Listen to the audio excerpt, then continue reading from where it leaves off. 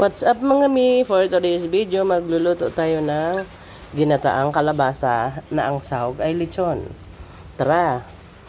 Yan. Gagamit tayo ng olive oil kasi alam nyo na, pag lechon, para ang kolesterol, alam nyo na.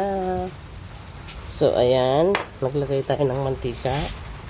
Isusunod natin mga mi ang ating mahiwagang bawang ba. Ayan. Dadamihan natin ng bawang mga mi. Mabango. Ayan.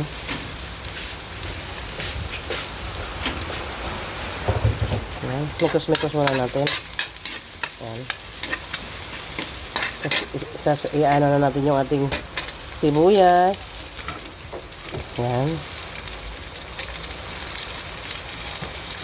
Sabi nga nila, pag maraming ricado, mas maganda.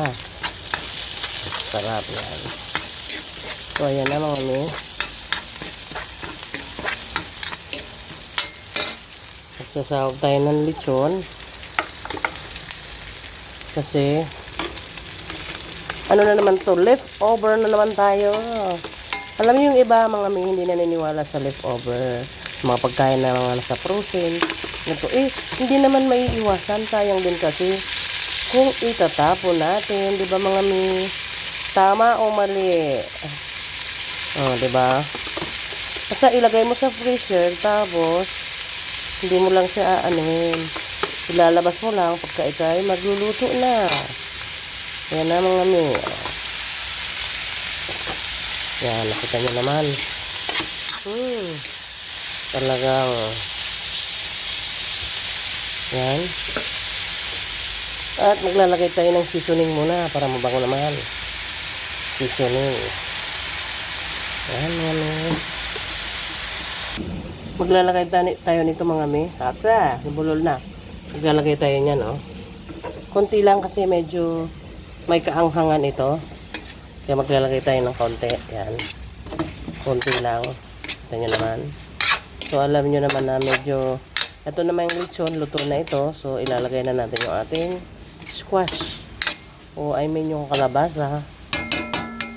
Diba? Gawa din tayo ng paraan, yung mga pagkain. Ilalagay muna tayo ng counting pepper. Yung squash. Ilalagay na natin yan lahat. Yan, dami no. Yan, ilalagay na natin. Natin ng imikos-mekos. Diba? Sahog lechon. Ano lang, tawag dito. Pure lang to na kalabasa. Alam nyo kasi mga mi, kaya niluto ko na ito kasi kaysa naman masira.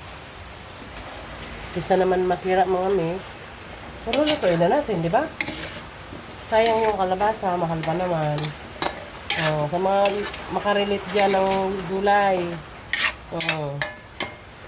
Sana makarelate kayo dito sa aking luto. Ayan. Ayan, ilalagay natin yung sili. At ilalagay natin yung pork cubes para hindi na tayo magbukas mamaya. Ito na siya, mga mi. Ay, medyo mahangin. Lalagyan natin ng kuku mama. May gata siya. Para masarap. Yan.